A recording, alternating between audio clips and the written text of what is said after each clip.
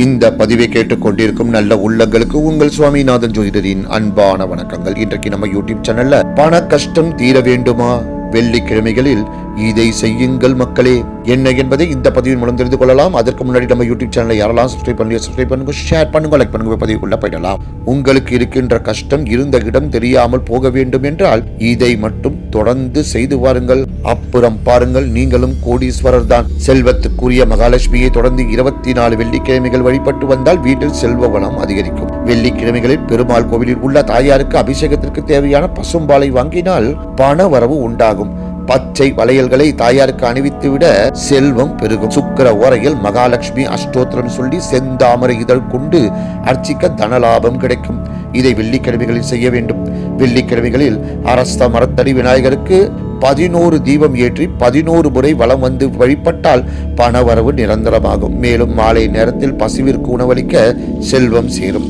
தினந்தோறும் உங்களின் குலதெய்வத்தை காலையில் பிரார்த்தனை செய்து வர வீட்டில் பண வரவு அதிகரிக்கும். வியாழக்கிழமை மாலை 4 மணி முதல் 5 மணி வரை உள்ள நேரம் குபேர காலமாகும். அதனால் இந்நேரத்தில் இல்லத்தில் குபேரனை வழிபட்டு வர பணவரவு அதிகரிக்கும். தாமரை திரி போட்டு குபேரனுக்கு விளக்கேற்றி வழிபட்டால் பணவரவு அதிகரிக்கும். அமாவாசையில் நம் முன்னோர்கள் இறந்த திதியில் தானம் செய்திட தனலாபம் உண்டாகும்.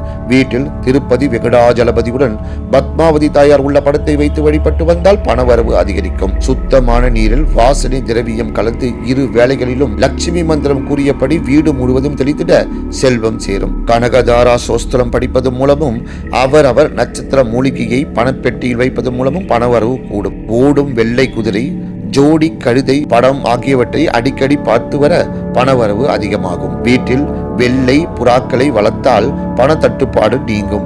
ஆந்தையை வழிபட்டால் பணவரவு உண்டாகும். மற்றும் ஆந்தை படத்தினை தொடர்ந்து பார்த்து வந்தால் செல்வ வளம் அதிகரிக்கும். ஒவ்வொரு மாதத்திலும் வரும் பௌர்ணமி அன்று சத்திய நாராயண பூஜை செய்து வந்தால் செல்வங்கள் பெருகும். தினசரி காலை எழுந்ததும் மற்றும் இரவு படுக்கும் முன்னர் சிறிது நேரம் புல்லாங்குழல் இசையை கேட்டு வர தோல்விகள் அனைத்தையும் தூசியாய் பறக்க விடலாம் என்று கூறி இந்த சிறப்பான ஆன்மீக பதிவை நிறைவு செய்கிறேன். நன்றி, வணக்கம், வாழ்க வளமுடன்.